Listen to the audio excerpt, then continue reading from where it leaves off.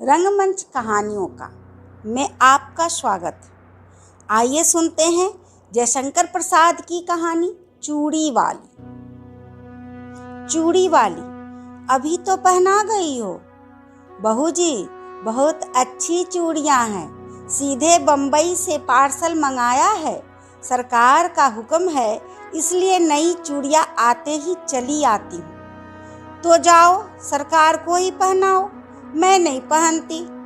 बहू जी जरा देख तो लीजिए, कहती मुस्कुराती हुई ढीठ चूड़ी वाली अपना बक्स खोलने लगी। वह 25 वर्ष की एक गोरी छरहरी स्त्री थी। उसकी कलाई सचमुच चूड़ी पहनाने के लिए ढली थी। पान से लाल पतले पतले ओठ 2-3 वक्रताओं में अपना रहस्य छिपाए हुए थे।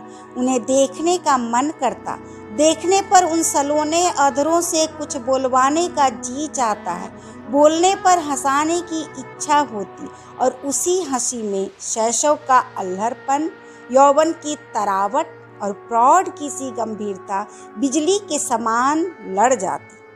बहू जी को उसकी हंसी बहुत बुरी लगती, पर जब पंजों में अच्छी चूड़ी चढ़ाकर संकट में फंसाकर वह हंसते हुए कहती, एक पान मिले बिना यह चूड़ी नहीं चढ़ती, तब बहू जी को क्रोध के साथ हंसी आ जाती और उसकी तरल हंसी को तरी लेने में तन्मय हो जाती।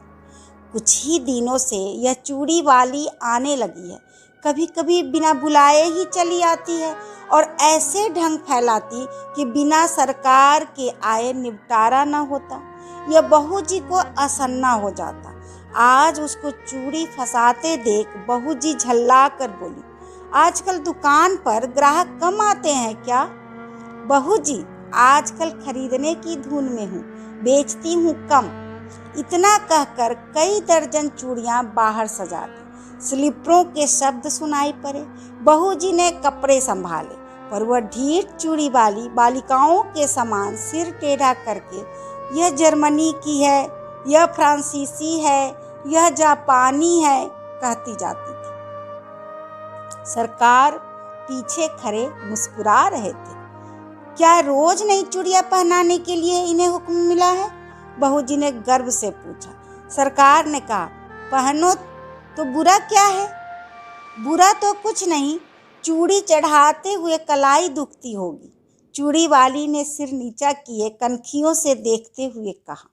एक लहर सी लाली आंखों की ओर से कपोलों को तर करती हुई दौड़ जाती थी। सरकार ने देखा, एक लालसा भरी युवती व्यंग कर रही है। हृदय में हलचल मच गई। घबरा कर बोले, ऐसा है तो ना पहने, भगवान करे रोज पहने। चूड़ी वाली आशीर्वाद देने के गंभीर स्वर में प्रौढ़ा के समान बोली। अच्छा, तुम अभी जाओ। सरकार और चूड़ी वाली दोनों की ओर देखते हुए बहू जी ने झुंझला कर कहा, तो क्या मैं लौट जाऊं? आप तो कहती थी ना कि सरकार को ही पहनाओ, तो जरा उनसे पहनने के लिए कह दीजिए। निकल मेरे यहाँ से, कहते हुए बहू जी की आंखें तिलमिला उठी। सरकार धीरे से निकल गए। अपराधी के समान सर नीचा किए चूड़ी वाली अपनी चूड़ियां बटोर कर उठी। हृदय की धड़कन में अपनी रहस्यपूर्ण निश्वास छोड़ती हुई चली गई। चूड़ी वाली का नाम था बिलासिनी। वह नगर की एक प्रसिद्ध नर्तकी की कन्या थी। उसके रूप और संगीत कला की सुख्याति थी। वैभव भी कम न था। विलास और प्रमोद का पर्याप्त संभार मिलने पर भी उसे संतोष न था। हृदय में कोई अभाव खटकता था।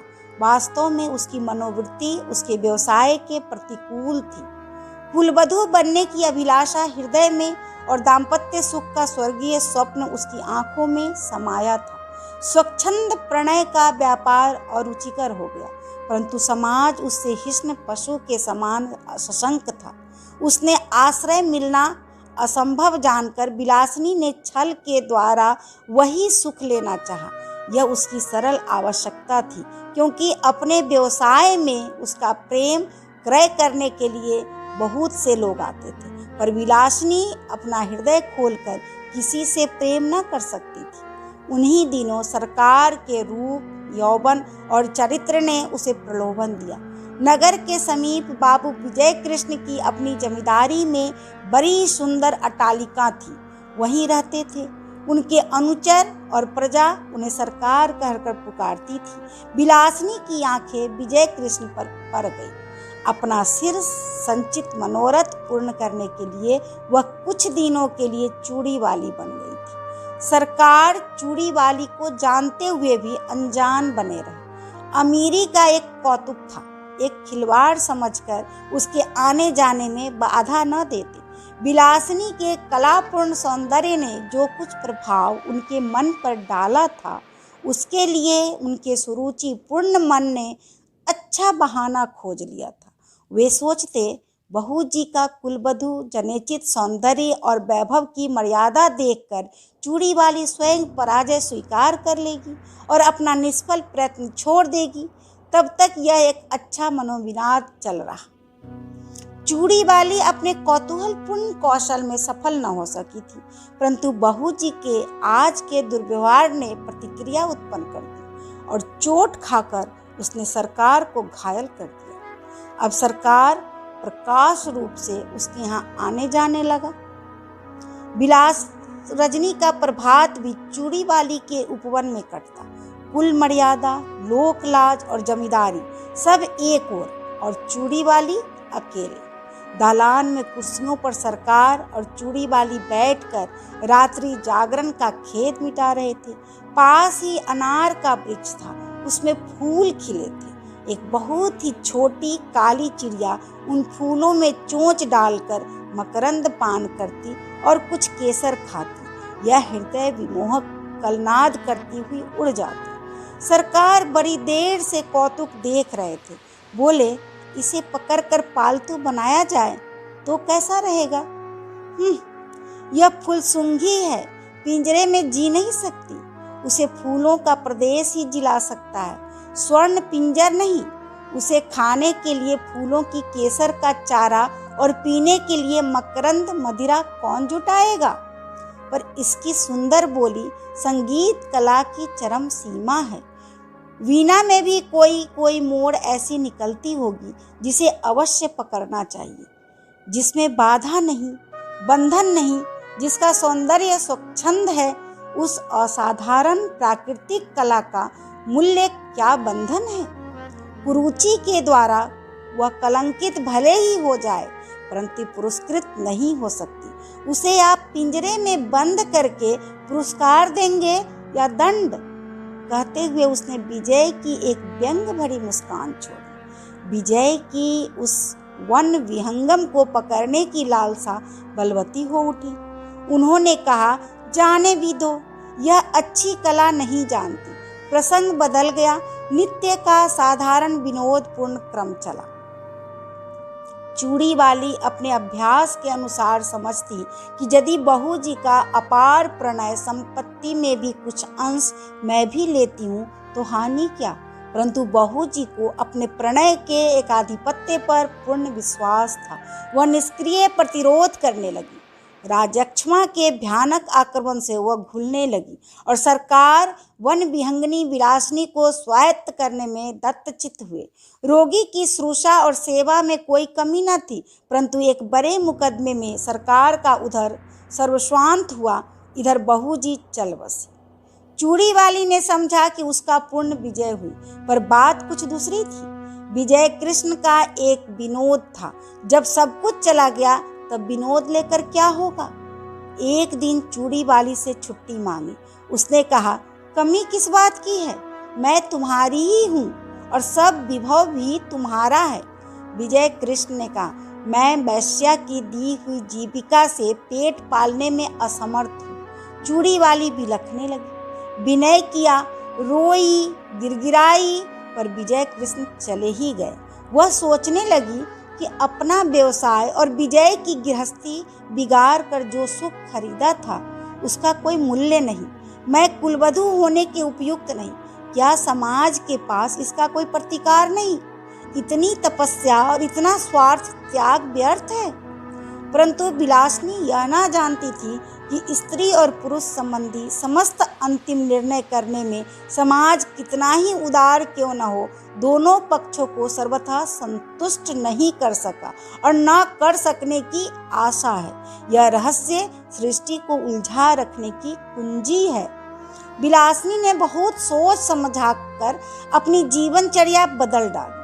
सरकार से मिली हुई जो संपत्ति थी उसे बेचकर पास ही के गांव में खेती करने के लिए भूमि लेकर आदर्श हिंदू गृहस्थ की सी तपस्या करने में अपना बिखरा हुआ मन उसने लगा दिया। उसके कच्चे मकान के पास एक विशाल वटवृक्ष और निर्मल जल का सरोवर था। वहीं बैठकर चूड़ी वाली ने पथिकों की सेवा करने का संकल्प किया। थोड़े ही दिनों में अच्छी खेती होने लगी और अन्न से उसका घर भरा रहने लगा। भिखारियों को अन्न देकर उन्हें खिला देने में उसे अकथनीय सुख मिलता। धीरे धीरे दिन ढलने लगा।